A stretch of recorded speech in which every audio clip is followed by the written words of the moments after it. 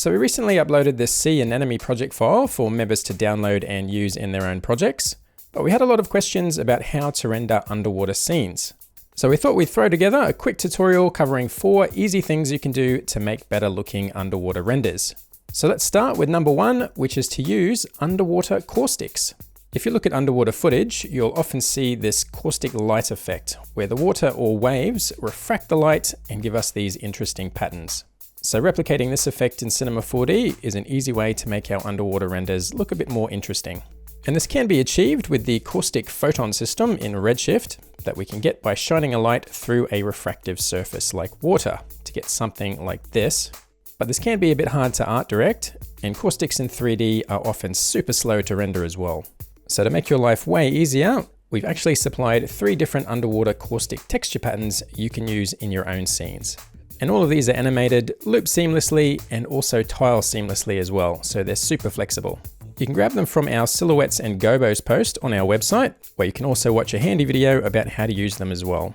So once you've downloaded those, all you need to do is bring in a Redshift light, and I prefer to use an area light for this, which I'll reposition up above our scene, and point it downward like sunlight into the ocean.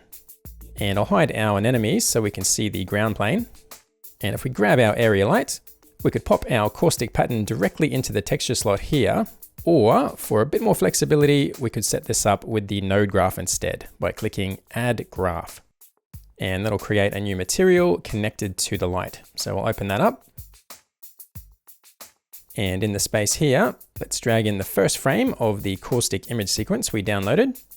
And we'll connect that to our light here under General Color. And things change here, but we're not seeing that texture projected yet because area lights are very diffuse by default and not very focused. But we can sharpen things up by grabbing our light, and down the bottom of our object settings, we can decrease the spread of the light. So if we drop that down to 0, we now see our caustic pattern projected on the ground, and it renders nice and fast too. But we're currently only seeing the first frame of the sequence. So if we switch to the animation tab, we can set this to loop. And our scene frame rate is 24 frames per second, so we'll set that down here as well. And we can have this auto detect how many frames are in the sequence, which in this case is 120 frames, including frame 0. So if you want the pattern to loop, you just need to make sure your timeline length is a multiple of 120. And ours is 360 frames, which is 120 times 3. And because we've set this up as a node, we can easily tweak the size of the pattern as well by adjusting the scale settings of the texture down here. So bigger numbers will make the pattern smaller and tile more, and smaller numbers will increase the size of it, like so. So let's close this and bring back our sea anemones, and the effect is instantly making things look more interesting and more like we're underwater. The next thing we can do to add a bit of realism is to add some underwater haze, which you can also find in underwater photography, where the horizon tends to fade off into blue or whatever color the water is, depending on how murky or how many particles are floating around scattering the light. So an easy way to emulate that in Redshift is to use a Z depth pass, which we can render out as an AOV. And if you're using an ACES color space, which we also cover in great detail in our ACES Redshift workflow video, which I'll also link to down below, we can set up a Z depth pass super easily by first opening our Redshift render settings. Then under AOV, we'll open our AOV manager, where we already have the beauty pass set up to render. But to render out a depth pass along with that, we can add it over here. And I tend to use the direct rendering method over the multipass, which lets Redshift handle everything. Then if we grab this AOV, we get a few extra settings over here. But all we need to do to get a good depth pass out for After Effects is change the depth mode to Z normalized. Then we'll close this and make sure under Save, we've got this set to render out multipass images and that we're using 32-bit EXRs. Then if we fire off a render and head over to After Effects, where we've already imported our beauty pass, we've now also got a depth pass called Z. So we'll layer that over the top of our beauty pass, but it's completely blank by default, because in order to extract the depth information from this, we just need to add an effect called Extractor, which does come free with After Effects. Then to access the correct channel, we just need to select Z from the drop down here. And now we get our depth pass, where the objects closer to the camera are black and we fade off to white as we go further back in the distance. And you can also use this for depth of field camera effects, as well as fog or haze. So if we just hide this for a second, if I hit Ctrl Y to add a new solid, let's select a shade of blue from our background and add that. We can now comp this over the top using the depth pass as a mask. So I'll grab the track matte picker and point that at the depth layer and set it to luma mode so it uses the black and white information. And we're starting to look more hazy and underwater already. And we can control the amount of this back in the depth pass by adding a levels adjustment. And if we solo this, we can bring the black point up further to remove the haze from the objects closest to camera, which looks like this, limiting the haze to just this area here. Then if we wanted the haze to be thicker, we could increase the white point, like so, which will give us more murky water with lower visibility like this. And we can make things a bit more subtle by decreasing the opacity of this layer.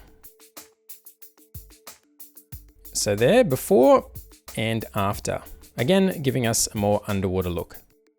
The third thing we can do, which is also evident in underwater photography, is to add particles or specks of debris floating past. And to do that, I just modeled some very simple geometry with planes and bend deformers, which I'd copy and paste into our main scene. Then we can bring in a particle emitter, and I'll solo that so it's a bit easier to see. And we'll make that point upward, and I'll make it big enough to encompass our scene. Then we'll increase the amount of particles being emitted and add some variation to rotation and speed. And to make them move a bit more naturally, we'll also add a turbulence force, which I'll make a bit less extreme. And we can get some nice naturally moving particles, which we'll replace with the random bits of geometry we made. So I'll bring in a cloner and make our objects children of that. And if I set our cloner to object mode and use the emitter as the object, we now instance the geometry randomly onto the particles. And we get something like this.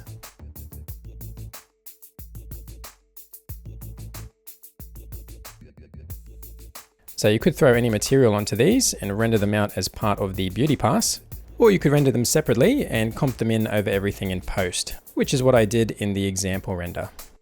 So all I did was make a pure white material for our cloner particles. And then I just replaced all the other materials with a pure black material like so, which leaves us with a simple black and white image isolating the particles, which we can render out and overlay in After Effects. So I'll render that whole sequence out, which should be nice and quick. And that looks like this. So if we set the blending mode to something like add, we get a nice layer of floaty particles over the top, which also helps sell the underwater look. And that brings us to tip number 4, which is to add some volumetric lighting, which we'd also find underwater because of the particles in the water. So back in that same project, let's have our area light with the caustic pattern emitting some volumetric rays. So we'll add a redshift environment to the scene, which is a bit intense by default because it's actually making all the lights in our scene volumetric. So let's just disable everything except our area light, which now gives us very faint rays. So we might just need to adjust the environment scattering. So if we increase this to maybe 0.3, those rays become more prominent. And because they're being cast by our animated caustic pattern, those are also animated as well. So I'll hide the particles from before, and we can render this out the same way and comp it over our main render back in After Effects. So that layer alone looks like this. And I've just adjusted it slightly with another levels effect here. But if we now set this to add blending mode as well, here's our final composited shot. So hopefully those 4 tips can help you out next time you're rendering an underwater scene. You can find links to all the assets we mentioned in this video down below. And if you found this useful, feel free to leave a comment down there as well. And if you need a bit of extra help with Cinema 4D, please do get in touch or become a CG Shortcuts member, which gives you access to all of our premium C4D training and resources, so you can master Cinema 4D faster. Just head over to cgshortcuts.com. So that's it for now. I'll catch you next time.